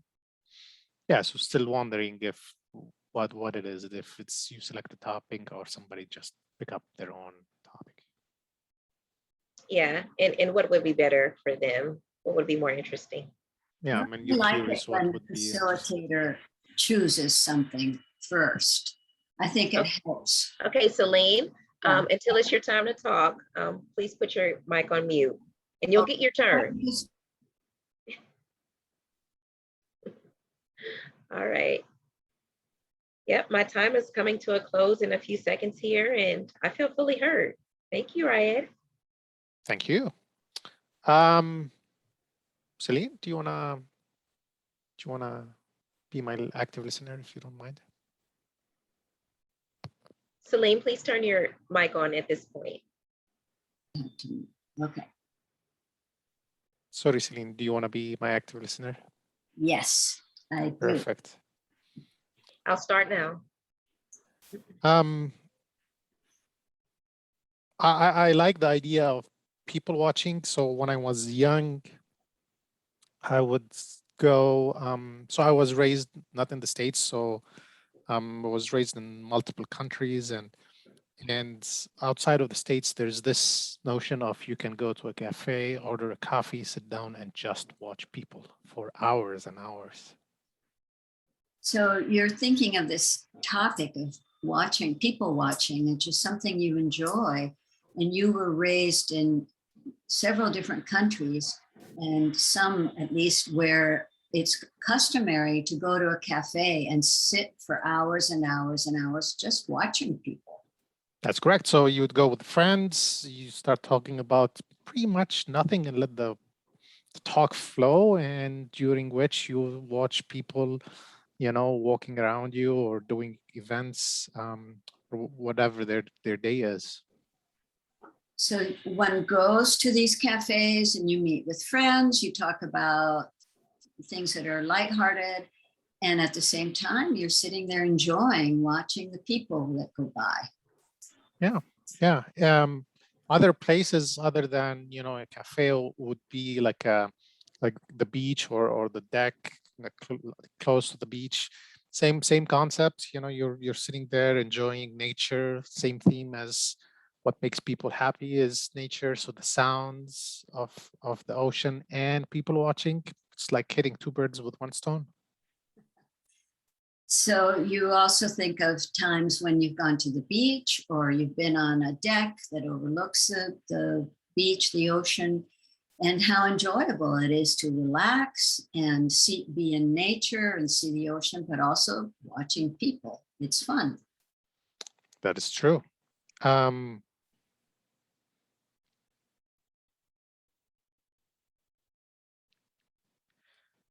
I've never had an experience of me trying to experiment with people by you know, putting baits like Edwin and what some of the others were talking about. So I'm wondering, is that considered deceiving?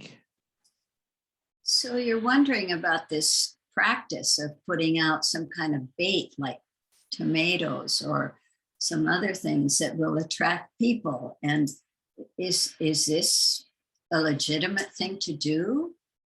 Yeah. Like I do have like a hummingbird feeder, but you know, I think, hey, I live in Arizona. There's not a lot of flowers. There's a lot of hummingbirds, so I'm doing good for the birds. But I don't get how that could be good for people. Hey, Rayed. Yes, ma'am. Your time is up.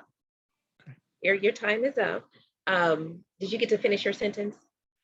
Yeah, that was it. It was like more about the hummingbird, like, you know, you're doing positive things to the bird, but I don't know what the positive thing is by baiting people. Okay. So I'd like to reflect back to finish the turn. Sure. Okay. So what I heard was that you live in Arizona, there's not a lot of flowers, but there's a lot of hummingbirds, and people put out hummingbird feeders, and that's very lovely. But is this the same kind of thing to do with people, or is this some kind of maybe trick or something, not an okay thing to do? I feel fully heard. Yeah. All right. Celine, would you like to choose your active listener? Yes, thank you. Edwin, I'll talk to you. Is that okay? Mm-hmm. Yep. Okay, Rayed, will you please put your mic on mute, please?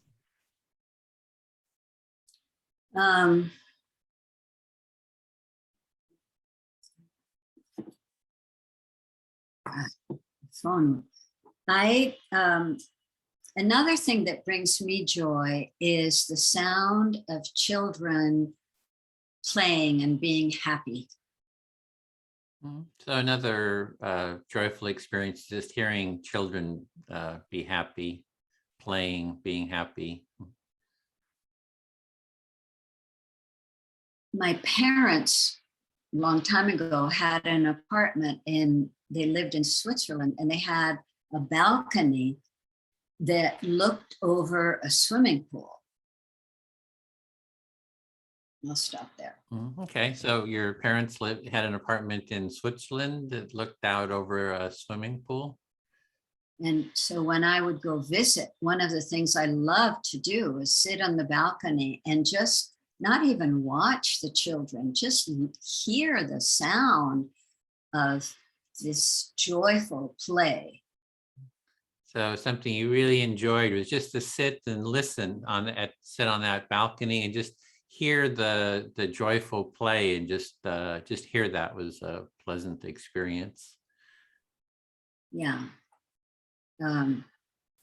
So I like to sit and we have a park nearby here, and I like to be there. I can be in nature. I got some view when the smoke isn't thick, and I can listen to the children in the swings and things. So even now you do that, sit in the park and just listen and listen to the children playing on the swings and in the park. And I think I noticed I took a deep breath. I think that it connects me to kind of an idea that at some level, beyond anything I can control, everything is okay. So just being able to hear those sounds of the children and playing, and that gives you a feeling of everything's okay, because it seems like there's a lot that you can't control, that it's not so okay in life, and this sort of connects you with the deep sense that everything's okay. And yeah, and that I feel grateful that happens. It's not something I plan or think that should happen. It just does. So I'm grateful that I respond to the joyful sounds of children. That's your time. Oh, I'm sorry. That's your time. Evelyn, will you please reflect what she said? Yeah, that it's not something you plan. It's something that just sort of happens, and it just you feel a sense of gratitude that is there. Yeah, thank you. I feel fully heard. Okay. Then I guess if there's time, I'll speak to Martina. Okay, listening. Right, start. Yeah, I'm kind of laughing at the bird feeder and the tomato sort of analogy, that it's like feeding, like a bird feeder. So that's really a funny sort of analogy, because in the backyard I've been feeding the birds too. So you're laughing at the analogy with the bird feeder and the tomatoes. You also have a bird feeder in the backyard. Mm-hmm. And yeah, for me, it's not so much like, oh, let's bait the neighbors. It's like, I see it as a sense of contributing to creating an atmosphere within the neighborhood for connection, because people are sort of connecting. Here's something, there's sort of a connection and an engagement. They're happy, they're getting some tomatoes. I mean, I do see the different attitudes, there's people who come and they take all of the tomatoes in the bowl, right? And plus they want to go and pick all the tomatoes. They want to clean out, and others will just take a little bit, so just sort of all those dynamics is kind of interesting. But the bigger picture is to create an overall sense of more community and connection within the community. So. Okay, so just a brief pause. Evelyn, would you remember to pause frequently? So that pause more often. Yeah. Yeah. Okay. Mm-hmm. So the whole reason for doing the tomato thing is it's not for baiting or anything. It's you really enjoy having a sense of community and giving to other people, and it just you also enjoy at the same time watching the different reactions. Someone will take the whole bowl, for instance. Yeah, and there's a sense that, even when I'm walking around, people will sort of know that those are the tomatoes. There's sort of, you can see this gratitude, or, there's this sense of connection just sort of walking around, the neighborhood. There's sort of that feeling of connection. So, an acknowledgement, oh, this is great, thanks for the tomatoes and stuff like that. So it's really, it's creating that neighborhood community feeling. Yeah. So it almost seems like the tomatoes are this like symbol, this symbolic thing for community and connection and gratitude at the same time. So just by having them there, there's that sense of that in your neighborhood. And it gives me something to do, it's, not getting out in nature that much. So it is a bit of nature too, it's just like plants, and they're growing, and the tomatoes, they keep getting bigger, and you gotta kind of water them and take care of them, and just kind of sort of watch the whole dynamic. So it's kind of gratifying. So you also enjoy having the relationship with the tomatoes because that's your nature connection, which you don't have a lot of. So taking care of them and watering them and picking them is you enjoy that a lot. Yeah, Martina, that's Edwin and your time. What's that, Celine? I love it. The relationship with tomatoes. I love what Martina. Yeah, it's like empathy and tomatoes. It's like, isn't that pretty cool? Yeah. All right. Well, we have to wrap it up. Because Edwin has gone a little bit over his time, and we want time to reflect and have feedback. Okay. Okay. So I'm choosing my listener, right? Right, would you be my listener? Also, I'm sorry, I heard you, Tiffany. Are you ready to finish your round of facilitation? We could do that and debrief and spend a little more time with that, or go another round. It's your choice. I would like for Martina to have her chance. Okay, great. And then we'll do that afterwards. Could you please put your mic on mute, Celine? Oh. I'll be happy, Martina, to reflect. Okay, thanks. I really do like the idea of having joy as the topic. Just this topic has made me laugh a lot. I just feel like I want to start laughing, and I don't get that a lot in my life. Like sometimes I do, but I feel like it's just been very lighthearted, and it just feels good to hear what people are excited about. I feel it in my whole being. So you like the idea of saying that the topic is about joy and listening to people. It makes you want to laugh. You don't laugh a lot, but internally, when you do that, it feels really good. Yes. And I also like when someone says what they're excited about and someone else has the same excitement. And it's just like this immediate connection, but it's a connection in a very uplifting way. And it seems very powerful. So you're enjoying that the people can connect on excitements. It gives you like an uplifting joy and power. Mm-hmm. Like when you were talking about being in, your other country, just drinking coffee. I love that. I lived in Greece for about 1.5 years, and I remember that you just go. I remember my friend picked me up at the airport, and he's like, "Let's sit here and have coffee at the airport." Like you would never do that in the States. I mean, you're out of there.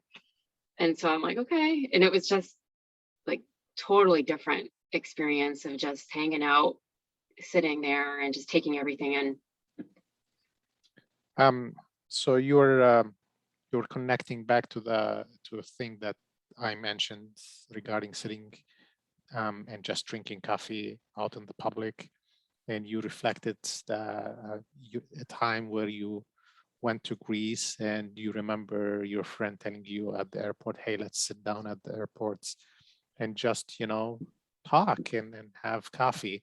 And you enjoyed that experience and you compared it to how the experience is at the States where it doesn't happen like that. It's more faster pace. Mm-hmm.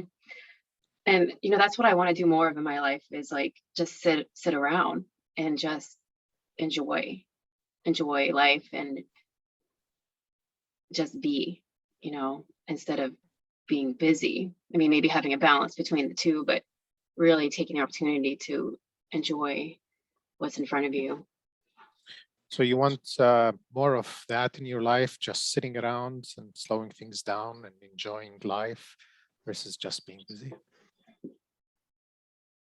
Yes. Yeah, it's definitely something that I've been trying to bring into my life the past few years. And so I think it does give me more energy when I take those moments to really appreciate. Martina, Mm-hmm. your time is up. Okay. You could take about 5 seconds to finish up what you were saying, if your sentence could fit within that. Okay. Yeah, so I'm just hoping to do more of that, the sitting and allowing that little break to propel me for my next busyness. So all this brings you want to bring more of that slowness and happiness and joy to your life versus the past, and you've been trying that for the past few years. It gives you energy and you want to do more of the sitting and being happy versus the busyness. Martina, Yes. do you feel heard? Yes. Thank you. I think that wraps up. I think everyone has gotten a chance to go, unless I'm incorrect. Celine, your mic is off. All right, you did it, Tiffany. How are you feeling about your facilitation? We're going to quickly go around and give you a little feedback. Well, I just kind of felt like I would definitely felt like I was facilitating and not really being able to enjoy it. And I stopped. At first I was saying, telling people they can go ahead and start because I was starting the time, but then I realized I don't think we need to do that, but I do need to reinforce that we have no time left. So take away. Well, thank you. Thank you for doing it. Who's ready to give Tiffany a little bit of feedback? We only have 5 minutes. I want to thank you for being facilitator. I think that I've done this when I first did a couple, where I would say time verbally, and I think that for some reason it makes, when you're speaking, it makes you forget what you're saying, or it makes a listener forget what they're listening. Somehow it's distracting for some reason. I don't know why it is, and so that's why I actually made the paper today, because last week they had said, don't say anything. So it just seems to be less invasive by having the paper. That's my only suggestion. Mm-hmm. Otherwise, you did a good job. Thank you. Ryan? So first of all, thank you. Tiffany, as always, you kept us on time. My only, I wrote 2 comments and I felt like it was an aggressive timekeeping, right? Where when I was sometimes speaking, I lost my thoughts. And when I was also listening, I also lost my thoughts. So there, the distraction was of the verbal cue was, and the timing of the verbal cue was wasn't like in the end when I was reflecting. If you left it, if you want to keep the verbal cue, like how other circles told us, is just let the person reflect back what they have listened, and then after that say, hey, your time is up if you want to use the verbal one. If not, same thing, the cupcake or the thank you is a nice tool to utilize. But other than that, I think you facilitated us really, really nice. And other than that, you did a great job. Thank you. I want to say, yes, that you manage the time, you manage the whole process very clearly. And one of the things that has come up for me in this session is that as the one causing the problems and interrupting and so on, I want empathy. So I want to be acknowledged because my intentions are positive as the person that I'm playing. I just want to contribute more. So it would help me if I had that acknowledged. Like, oh, I see you want to contribute something. Thank you. But when it's your turn, please. Something like that. Otherwise, I think I would either withdraw or get a little bit more aggressive. So I wanted to point that out. And I think that's all. Edwin, do you have any comments or feedback? I had to smile with the turn off your mic if you're not speaking. That's that solves a lot of problems. People interrupting, like she got. So that was pretty clever. Good. And then the other was the time. Just a little sign I think is gentler. Than the. Or having a little tone, like a ringtone, like a little ringtone in the background, then you can kind of hold up the sign. And I think Tiffany, you'd mentioned about sort of I think you're struggling with enjoying the circle because you have the responsibility of facilitating. And I just wanted to say, it's like driving, right? When you first drive, you're thinking of everything. Where do I turn? But the more you do it, you'll sink into it where it's just like second nature. So it's, I guess, just want to put you at ease there that it just gets easier with time.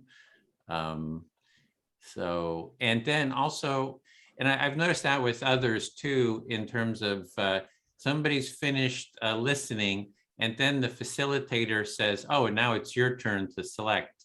I would give a little bit of space there to see if they just do it. So that without the direction, and that's for, I think others have done that too, is, just sort of wait, give a little space. So you don't even have to direct, you're only stepping in if they don't, if you've given a pause and then they haven't, initiated. So that even takes off a little bit of response, it just gives a little bit of space, and actually makes it easier for the facilitator too. That's otherwise it was very up, and we're going to close all rooms. Yeah. So thanks for that. Thank you all. Thanks, guys. Thank you, guys. Thanks, Celine, for leading this. Thank you, everybody. So others will be coming back.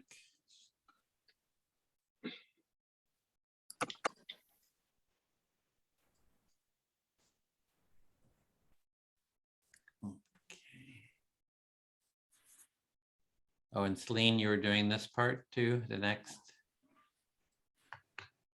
You will come back. Is everybody back? No, not yet. They have another 20 seconds. I think the other group looks very engaged in what they're doing. So Real quick, if I came to one of the cafes, would I be a facilitator or a participant, or how do you? If you come to one of the intro cafes and we don't have enough facilitators, you would facilitate. So it kind of depends. It's a good place to come for experience. Practice. We've been using the fishbowl approach because we've had so many participants. And so we do a little fishbowl and then we do breakout. So if you feel ready, let us know. You can facilitate. The circle is good for practice.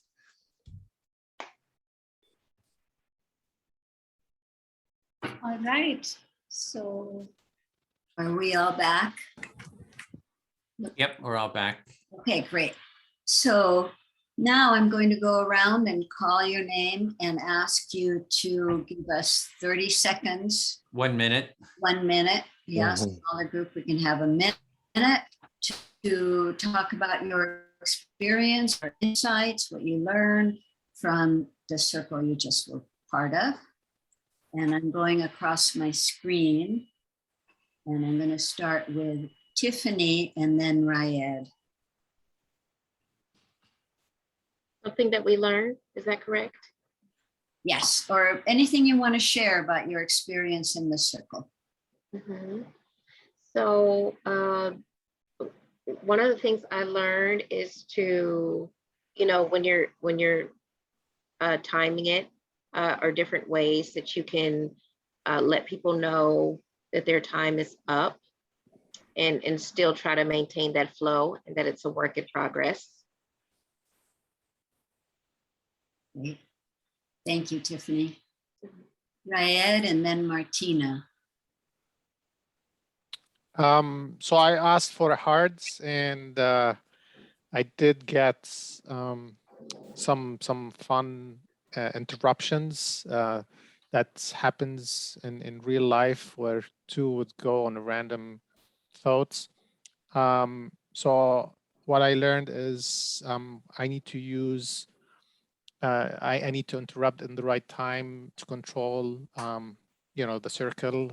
Also the timing, be decisive on timing.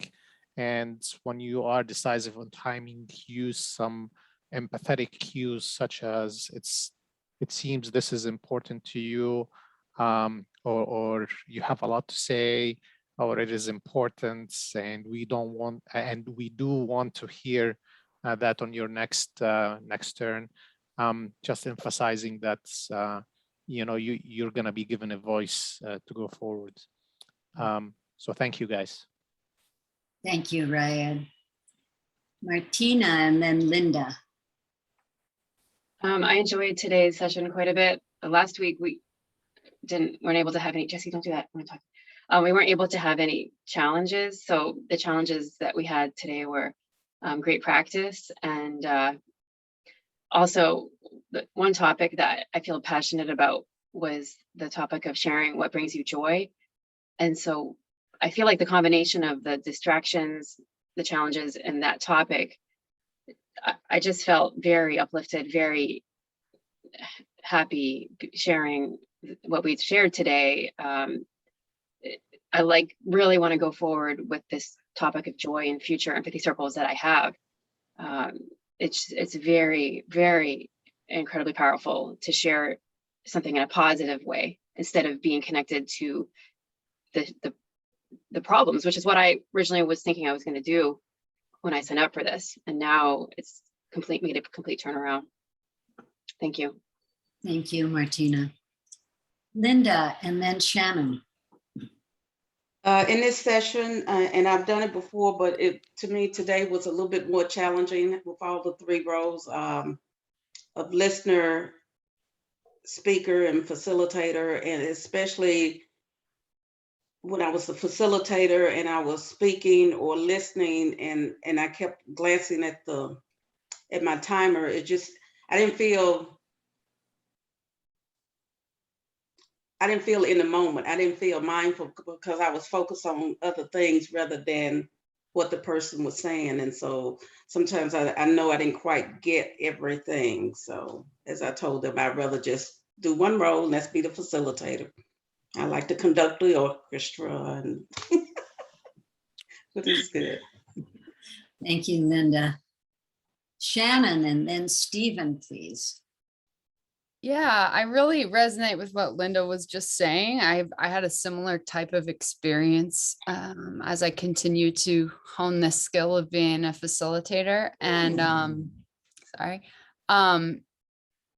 but we had some great laughter, icebreaker,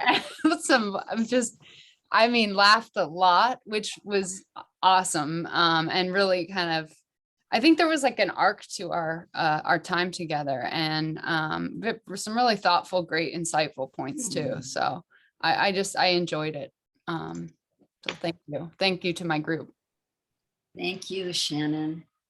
Stephen and then Francesca, please. Okay. When it was my turn to facilitate, I asked for a very low level of challenge, which I got. But what also happened by coincidence was that, you know, one person went off the screen and then another person went off the screen, and I couldn't tell what was actually an intended challenge and just what was happening that was actually a real challenge. So I was pretty lighthearted about it all and flowed with it all, and it was fine. But I think the learning was how fast things can become confusing, for me anyway. And something about being unperturbed and taking things a little bit lightly seemed really important. And I quite enjoyed the whole thing. Yeah, thanks. Yeah, wonderful. Thank you, Stephen. Francesca, and then Jackie. So I actually requested a 2 to 3 level challenge, and I have to say Rasha did an excellent job in providing me that. And yeah, I felt that I handled it really well. My intention was to remain lighthearted, and you know, when I was giving direction to not do it in a way that was reprimanding or made her feel like she's doing anything wrong, and I tried to focus on the process.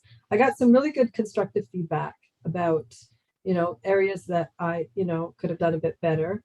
And you know, I actually got feedback from Jackie that, you know, she felt that how I was responding in the corrections was not as gentle or loving, or, you know, it was had a bit of an edge to it. And I was kind of surprised to hear that, right? Because my intention was to not be that way. And it was really interesting. And I asked her to show me through in her like to show me when it was her turn. And it was really interesting. The same difficulty arose. So I think it's really difficult to really know how we're coming across, and, you know, how to adjust our tone, or how to really say things in a way where it lands optimally, in a way that's really constructive. Mm-hmm. So I mean we talked about it, and I'm sure Jackie will share her experience, but that was really interesting. You know, it's really interesting to figure out how the mind expresses and whether it can express through the heart, right? So that's what I'll share. Thank you, Francesca. Yeah, the value of the feedback. Appreciate that. Yeah. So Jackie, and then Ralph, please. Yeah. I learned today that there's some disconnection in me to the role of the facilitator. I don't quite have it. I don't really enjoy it, actually. That's the one thing I noticed. Like, I don't want to be the boss of the circle or whatever. Yeah, so I mean, that it came out because I did give feedback to Francesca that she was to be brief, like I said, maybe be more loving in the way you direct people. And then everyone came back to me saying, yeah, you too sharp. And anyway, we've only got a minute. So the point is like, yeah, I just feel I need to deepen in my relationship to what a facilitator actually is, or yeah, something like that. Thank you, Jackie. Thank you. Ralph, and then Rasha. So I was very tired, and just to be awake was quite an accomplishment, and went far beyond that. At one point, I looked at the group and I said, we're in a Saturday Night Live sketch here. It rolled along. It was very not just funny, it was good humored. It was good humor. And we touched on some of the deepest growing edges in our lives, being, how to be vulnerable, how to look past our conditioning and what we think we know to start to know what we don't know.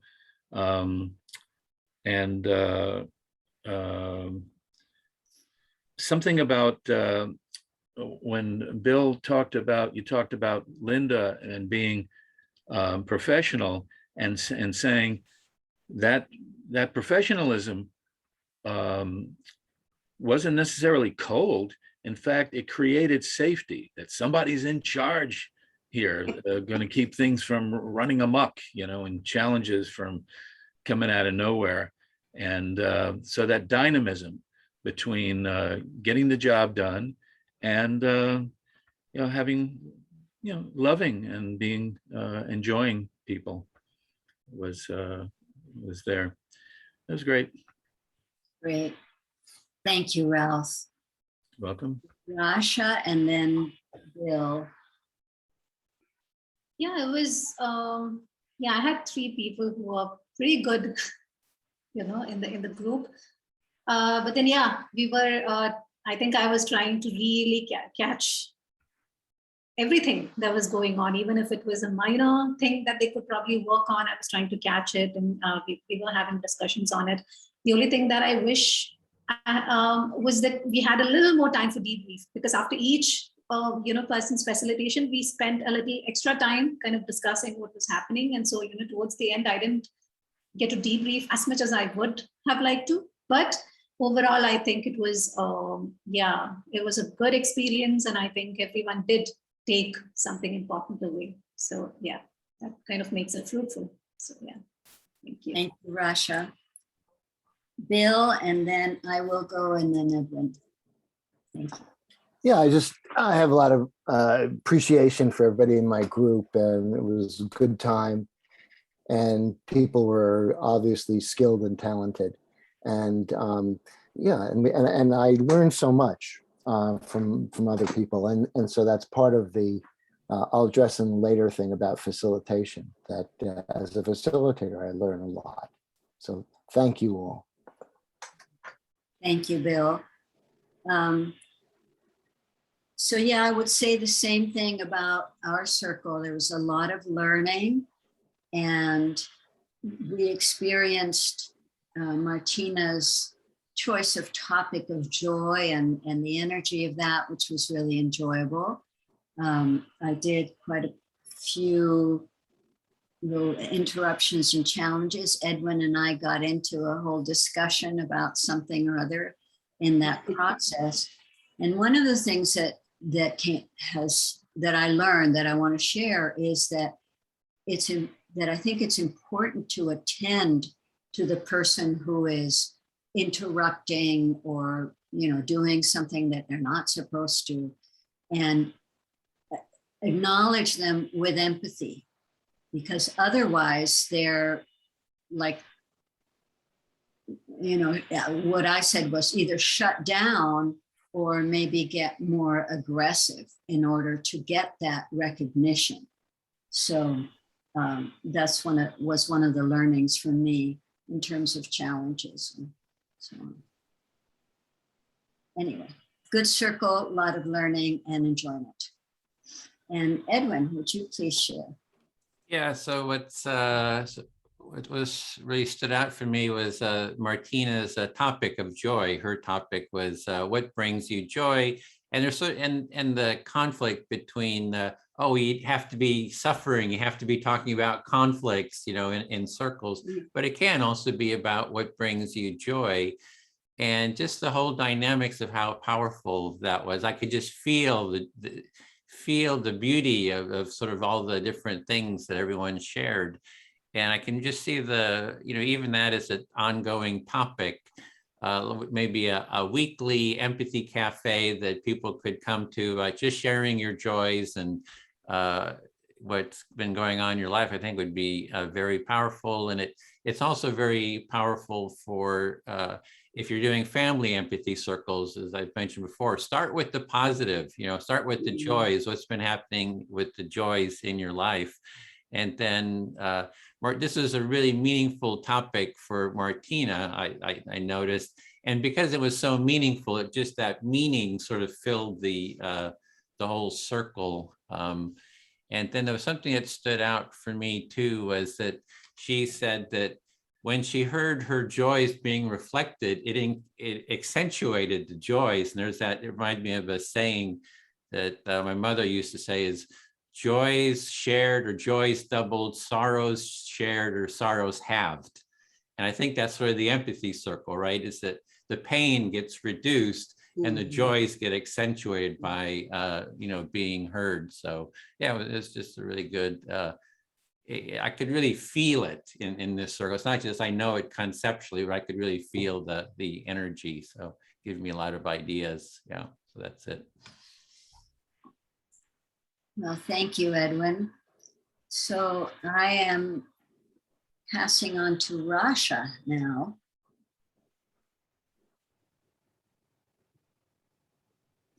All right, so before I close, do any of the trainers have any final comments? Yeah, Ben. So I want to address the issue of facilitation and not being as enjoyable, because that's a very common thing. This is designed so that you can go at your own pace. So you don't have to rush into being a facilitator. I think that if you talk to people who have done it for a while, with practice, it becomes more second nature, and actually, it can be very stimulating. But I just really want to, come to an empathy cafe, be a facilitator, be a participant, take the training again, as many times as you want. Edwin, always says that. So you can kind of go at your own pace until you achieve that level of comfort that you're looking for. So there's space within the training for that. I just wanted to make that clear. Thanks. Thank you, Bill. Edwin? Yeah, I want to build on that too. Lou, who's one of the other trainers in one of the other cohorts, he always says that the empathy circle is like learning to drive. And when you first do it, just like when you're driving, you're thinking of all the things you've got to do, and you do it more and more, and then you settle into it and becomes second nature. So you just have to realize that that's, part of it. And there's something else, it'll come to me. Yeah, so it's just that it takes a little time. Oh, the other is that the challenges generally come when you're starting to facilitate new empathy circles, because people are not familiar with it. But if you have an ongoing group of fellow people who have already done empathy circles, are familiar with it, everyone is responsible for holding the space and the process. So it's not like it's all on you. So what I'm saying is have empathy circles with people who are familiar with the empathy circle practice, who have done it before, and then you can just sort of enjoy it. Then you don't have all that, all the technical details and stuff to think about. So those are just some other sort of tips around that. Yeah. That's it. Thank you, Edwin. Thank you. And that also reminds me of something. I mean, empathy circles are very different from what exactly we are doing here, because over here it's a facilitator training. So that requires a lot of, especially when it's session 3 and 4. We do a lot of, we bring in challenges which normally may not always occur and then we have different people facilitating. So there's a lot of disruptions that happen over here because it's a facilitator training that normally do not happen when it's just, a normal circle. And so the experience is very different. So yeah, we would encourage you to maybe just take part in a few circles as well to just see how that goes and how it's maybe different from, a facilitator training as such. So yeah, just wanted to put that out there as well. So so let's just review what we did in this session today. So everyone who wanted to, we practiced, they practiced facilitating a short empathy circle, right? And challenges were given according to whatever level they asked for. And today, because we didn't do the how-to part, we got extra time to just focus on facilitation, right? So yeah, and then we debriefed at the end so that each person could get feedback on exactly what the others thought of the facilitation as well. And yeah, and then we can, let's look at, hold on, yeah, what is coming up for next week? That is session 5, right? So next week will be an integration of all your learnings, right? So, you know, we will be discussing feedback, whatever you have about the training, and a discussion about your next steps, right? What are you taking from empathy circles and how are you going to use it to build a culture of empathy? So that's something we'll be discussing next week. And then assignments. So next week there won't be challenges, and it'll be more of just discussions, right? And assignments, we'll be sending out an email, right? So it'll have a link to the feedback survey. So if any of you have any questions, any comments, feel free to put it there. And what we can do is when we begin session 5, we'll kind of make sure to address every question and every comment that you have there, right? Anything that stands out for you, right? And then, yeah, and if possible, you will be paired with a new buddy for the coming week. So yeah, hold a buddy call with them and get to know them, and, you know, try to have a circle with them.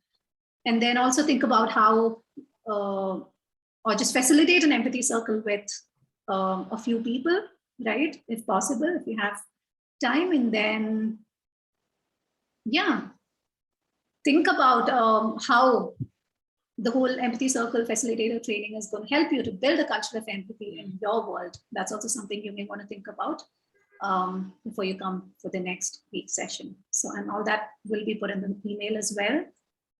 So yeah, I think I can already see people putting in how they feel today. There's recharged, gratitude, appreciation, joy, confident.